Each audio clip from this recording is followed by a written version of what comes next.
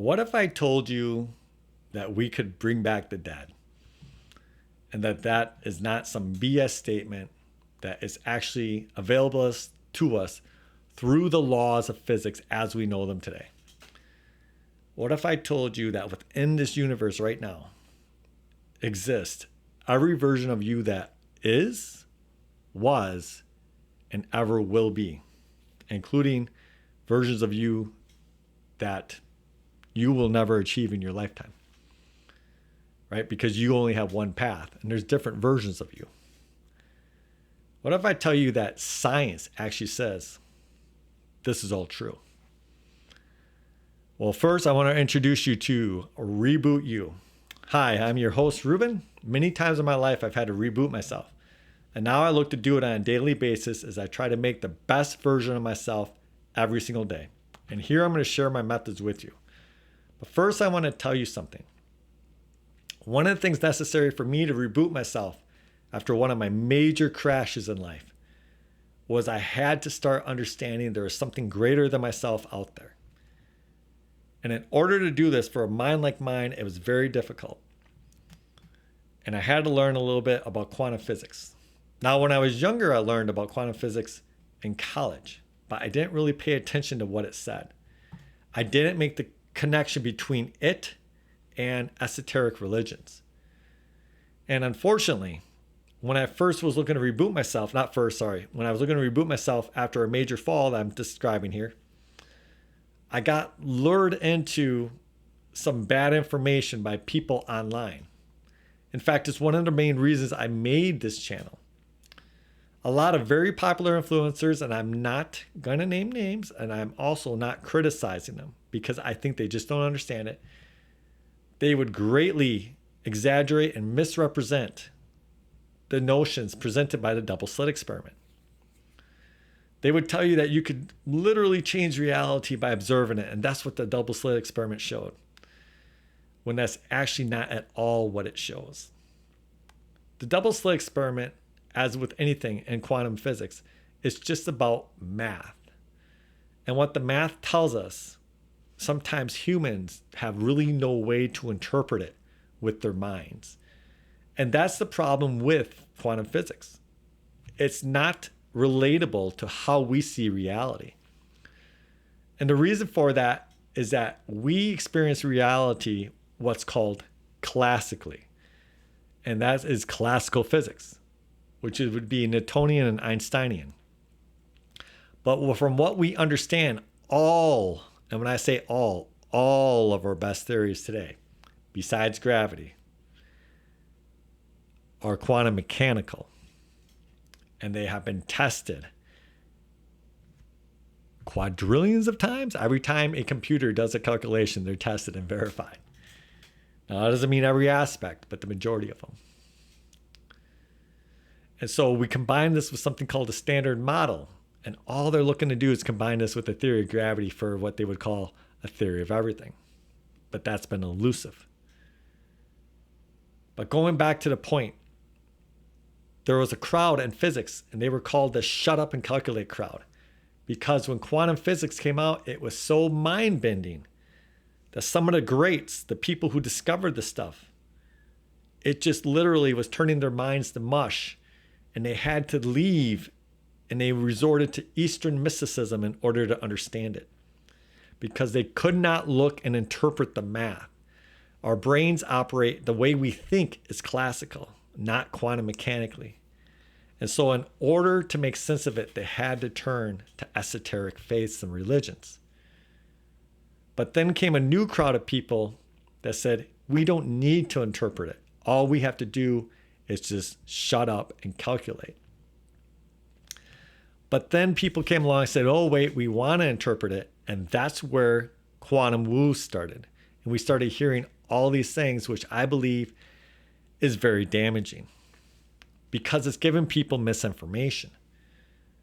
Quantum physics does not say explicitly that when you look at something, you're creating reality by collapsing a wave function. Basically, what it says is that any interaction, any act of measurement. It interferes into an isolated quantum system, and that causes the system to collapse. Now, if we're outside of that system, still within that system, it collapses. But if we're outside of it, we don't notice it until we somehow interfere with that and collapse that. What does that mean? Because someone might come on and say, you know what, eventually you have to observe. Well, yeah, we observe the universe through all of our senses, so I can't take a reading without observation. But to imply that that's what's causing the collapse is false. That's not what the math is saying. The math is saying interaction between two separate quantum systems is what causes one to collapse into the other. But I don't want to shatter your dreams if you like this, because there actually is a real idea in quantum physics that is a very important part of it. It was discovered by Jacob Bekenstein when he was working on black hole thermodynamics. And he developed this idea called the Bekenstein Bound. And the Bekenstein bound is a very simple equation, actually. It's an algebraic equation that anybody that has, an 8th grade level of math that has algebra would be able to do. And if you don't have that level of math, let me know and I'll help you out. But basically what it says is that you take a sphere of a diameter, any diameter, let's just call it D. Actually, it's radius R, but we know that D is 2R. And you can know the maximum amount of information. There's an upper limit to the maximum amount of information that can fit into that sphere. And he gives the equation for that. Well, why is that important? Well, if this universe is quantum mechanical, and right now all of our best science says that it is, absolutely without a doubt. And if it is quantum mechanical, then what that means is that in order to replicate any quantum system, which is any physical object, down to the quantum level, all you have to do is calculate the amount of information you need for that system. And somewhere between 0 and the upper level of bits lies a perfect replicate of that system. And that's exactly what Jacob Bekenstein tells us, is he gives us the upper bound. Now, he's not telling us where your particular number lies in that system. But he's saying if I have a sphere of a diameter D, right, I know the upper bound on the amount of information that sphere can contain. So if we think of something like a 9-foot sphere, okay, we can put literally every human who has ever lived into that sphere. You might say, well, there's someone taller than that. Well, then just have them crumple over, have them bend over to fit into that sphere. Probably every human on Earth could fit into a 5-foot sphere, even the mountain, as big as he is, as long as he went and he did the fetal position, okay? They could fit into that sphere. But we'll use a 9-foot sphere. Let's do this. Let's make it a 15-foot sphere. Then we can even include giants of old, if you believe they exist. I don't know. Maybe they did. And so a sphere of 15 feet would fit every human who ever has lived, lives currently, will live in the future, or will never live, but that we can dream of. And what his bound says is what his idea says is that we know the maximum amount of information in that sphere. And so the information for every single one of those people exists between 0 and that upper bound. And so you might say, well, what does that exactly mean? Well, it means that if I could get a quantum computer, right, with enough processing to go through all of those bits, that at one point I could run through them and I'm going to come across all of those systems. I'm a system, you're a system. Every single version of us that has, does, will, and has never existed is in there. The potentiality for every version of you is within that scale. And now here's the kicker. A black hole saturates that scale fully. Let me repeat that again so that you understand. A black hole saturates that scale. What does that mean? The black hole has the information for every version of you that ever will exist, ever could exist, ever has exist, and that will never exist. It all exists within the black hole. And that's where light bulbs went off in my head. All these esoteric notions from Gnosticism, Hermeticism, when Krishna tells us that he takes the seed, called Prakriti, and he puts it into his womb, and out of his womb comes all form, right? When Gnosticism says you have the formless void, and out of the formless void comes all of the material universe, all form. All of a sudden, it's like, whoa, wait a second. Out of this black hole of that sphere, anything of form that can fit within that sphere, the information lives in there. And that means that if you somehow could control it, i.e., if I could make a large enough quantum computer or a large enough classical computer, that it could essentially harness that black hole as a hard drive, it would be able to go ahead, process, and pull those versions out. I know this is absolutely mind-boggling, and I want to be crystal clear here. The numbers we're talking about are insanely large. Okay, I believe off the top of my head, I don't remember. I went through this equation a few times, a long time ago, but it's like 10 to the 44, or maybe it's 2 to the 44, but it really doesn't matter. It's a very large number to replicate a human being, okay? And we are nowhere close to that in processing power yet. I don't know if we'll ever get there. But once you start getting to those numbers, the whole thing is just not infinite. So it could be done. And the more importantly, what it means is within that black hole, the math tells us that regardless of if we can build it or not, the math tells us that if you believe the math, if you believe our universe is quantum mechanical, the information is there. It does exist right now. Because how many black holes do we have? Right? And how many of these black holes are bigger than 9 feet? I mean, we have black holes bigger than our solar system. Okay? Confirmed black holes bigger than our solar system. Every version of you. And so this leads me to Neville Goddard when he would say, right? Imagination creates reality. And the superconscious. So the black holes are almost like the superconscious of the universe. They contain all form. And we can tap into that and bring forth the information for ourselves and any version of us that we wish to have. You might say, well, physics doesn't support that. Well, why wouldn't it? The information is there. It's just simply called a state change. We know that black holes are leaking information into the universe all the time.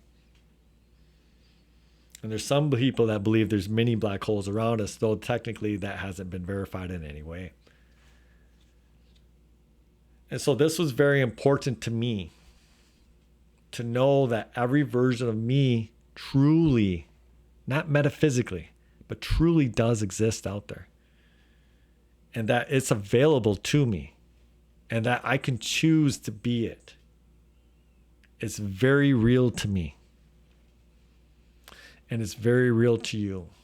And now, after we're done talking about that, I want to talk with you about how we can bring that through. Now, if you watch my channel, you know I'm big into mantras. And so I'm going to do it again. I'm going to keep doing it until someone complains and says, I don't want to do it anymore. And then I'm going to keep doing it again. Because our brains are essentially like supercomputers. And this flesh in here, the neurons get programmed, and these programs run these neurons run certain programming over and over again. They form certain circuitry that when it fires in a certain pattern, it reinforces itself. It's actually called reinforcement learning. And the more we have these thoughts, the stronger they get in our head. And unfortunately for many of us, they're negative thoughts. And so in order to become the version of us that we want to be, we need to have something strong that can break these apart. Or we need through consistency to reprogram our brain, which is where mantras come in. And I like to always say, if you truly can't feel your mantra, maybe you're feeling down, fake it till you make it. Let's get started. Repeat after me. I'm strong, I'm free, I'm blessed, and I'm healthy. Every day and every way, I'm getting better and better. I am here and now.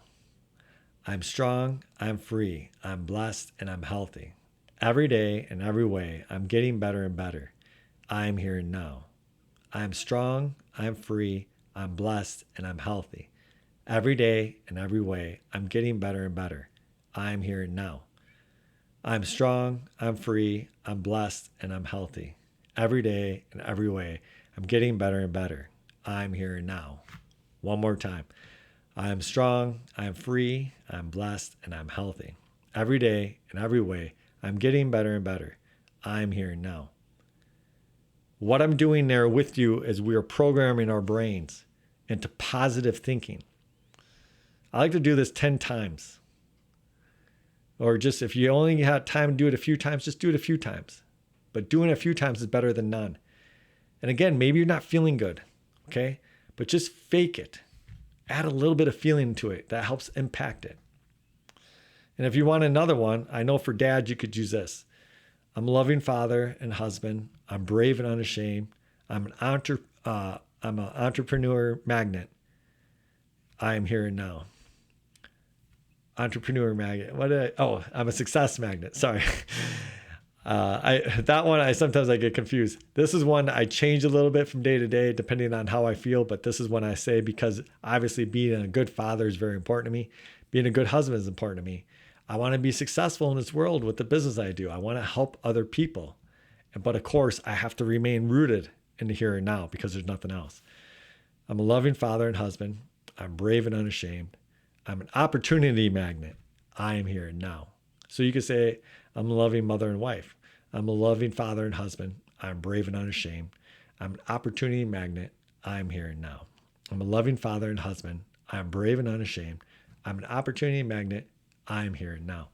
These are the types of things that will rewire your brain, and they will get rid of negative thoughts. Not instantly. Not that you'll never have a negative thought again, but if you do it on a day-to-day basis, I promise you that it will help you. All you out there, have a great day.